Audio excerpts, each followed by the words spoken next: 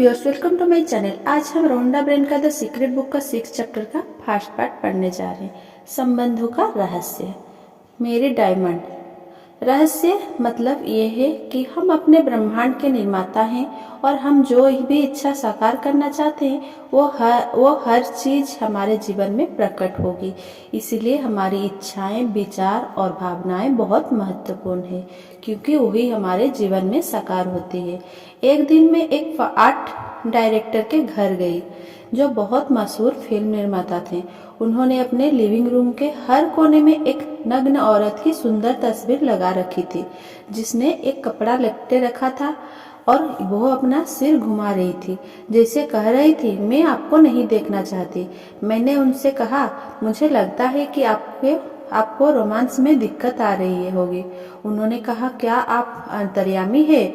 मैंने कहा, नहीं, लेकिन देखें, 7 जगहों पर आपने उसी औरत की तस्वीर लगा रखी है। उन्होंने कहा, लेकिन मुझे ये पेंटिंग बहुत पसंद है, मैंने इसे खुद पेंट किया है। मैंने कहा, यह तो और भी बुरी बात है, क्योंकि आपने इसमें अपनी सारी रचनात्मकता और सूजन शक्ति लगा दी है। वह बहुत आकर्षक व्यक्ति है जो हीरोइन से घिरे रहते हैं, क्योंकि उनका काम ही ऐसा है, लेकिन उनके जीवन में कोई रोमांस नहीं है। मैंने उनसे पूछा, आप क्या चाहते हैं? मैं एक सप्ताह में 3 औरत के साथ डेटिंग करना चाहता हूँ।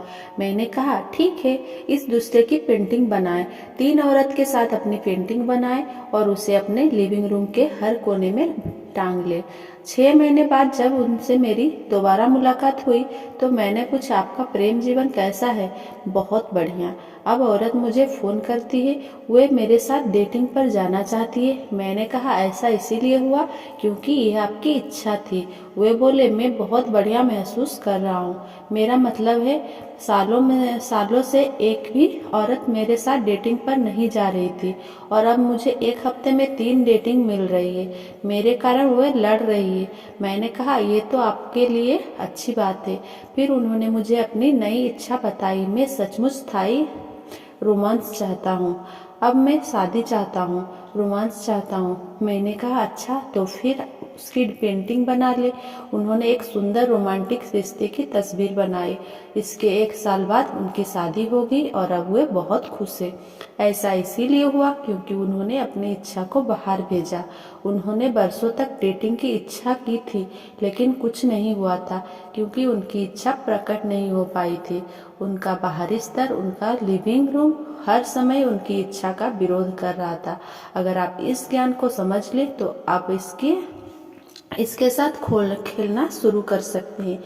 मेरी डायमंड के ग्राहक की कहानी इस बात का आदर्श उदाहरण है कि फेंग शुई रहस्य के संदेश को किस तरह प्रतिबिंबित करता है। इससे पता चलता है कि जब हम अपने विचारों पर अमल करते हैं तो वे सशक्त तरीके से हमारे जीवन की रचना कर देते हैं। हम चाहे कोई भी काम करें, उससे पहले उसका विचार होता है। विचारों से ही वे शब्द बनते हैं जो हम बोलते हैं, वे भावनाएं जिन्हें हम महसूस करते हैं, और ये कार्य जिन्हें हम करते हैं। कार्य संबंधी विचार खास तौर पर शक्तिशाली है क्योंकि वो ऐसा विचार है जिनके कारण हम काम कर रहे हैं। हो सकता है हमें यह एहसास भी ना हो कि हमारे सबसे अंदरूनी विचार क्या है, लेकिन हम अपने कामों को देखकर यह पता लगा सकते हैं कि हम क्या सोच रहे हैं। फिल्म निर्माता की कहानी में उसके सबसे अंदरूनी विचार उसके कामों और माहौल में दिख रहे थे। उसने महिलाओं की तस्वीर बनाई थी जो सभी उससे दूर जा रही थी। क्या आप देख सकते हैं कि उसके सबसे अंदरूनी विचार क्या थे? हालांकि उसके शब्द कह रहे थे कि वो कोई महिलाओं के साथ डेटिंग करना चाहता है, लेकिन उसके सबसे अंदरूनी विचार उसकी पेंटिंग में यह प्रतिबिंबित नहीं कर रहे थे। अपने कामों को बदलने का विकल्प चुनने के कारण वह अपने समूचे विचार को अपनी मनचाही चीजों पर केंद्रित कर पाया। एक आसान बदलाव के बाद उसने नई तस्वीर बना ली और आकर्षण के नियम द्वारा उसे साकार करने में समर्थ हुआ। अगर आप किसी चीज को अपने जीवन में आकर्षित करना चाहते हैं तो यह सुनिश्चित कर ले कि आपके काम आपकी इच्छाओं का विरोध ना करें। इसका एक अद्भुत उदाहरण द सीक्रेट में फीचर किए गए टीचर माइक डूली ने अपने audio course leveraging the universe and engaging the magic में दिया है। इसमें एक ऐसी महिला की कहानी है जो आदर्श जीवन साथी को आकर्षित करना चाहती थी। उसने सभी सही काम किए थे। उसके मन में स्पष्ट था कि उसका जीवन साथी कैसा होना चाहिए। उसने उसके सभी गुणों को विस्तृत सूची बना ली थी और वो अपने जीवन में उसकी मानसिक तस्वीर देखने की कल्पना कर रही थी।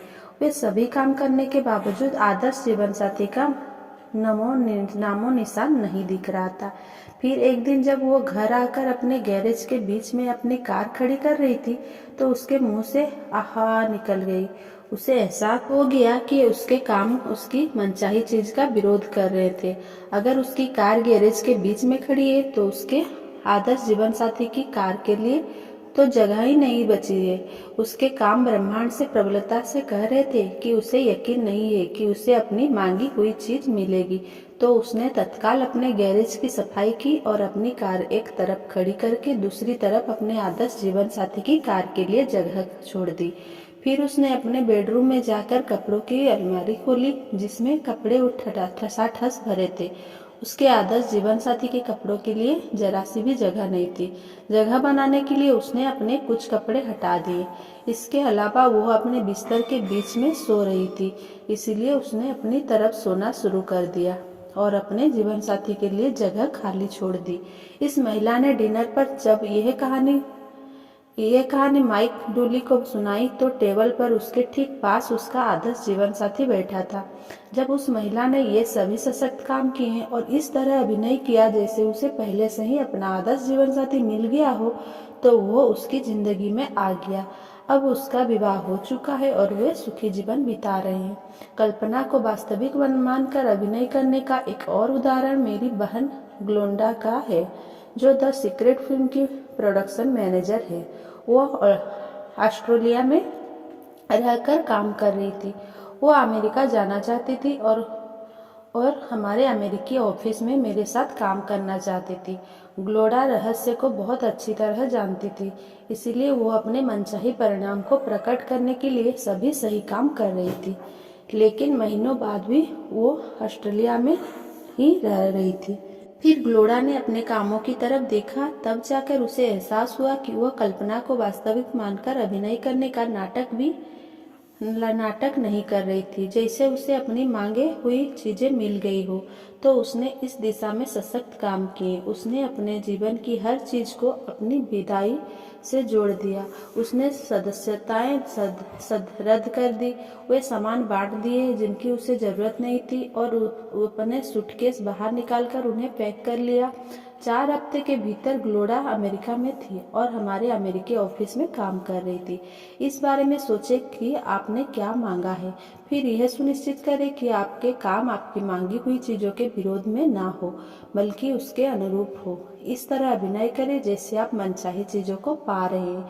वही करें जो आप उस चीज के आज मिलने जाने पर करते। अपने जीवन में उस सशक्त उम्मीद को प्रतिबिंबित करने के लिए कदम उठाएं। अपनी इच्छाओं के लिए जगह बनाएं। ऐसा करने पर आप उम्मीद का शक्तिशाली संकेत भेजते हैं। Thanks for watching. Please like, comment, share and subscribe. Thank you.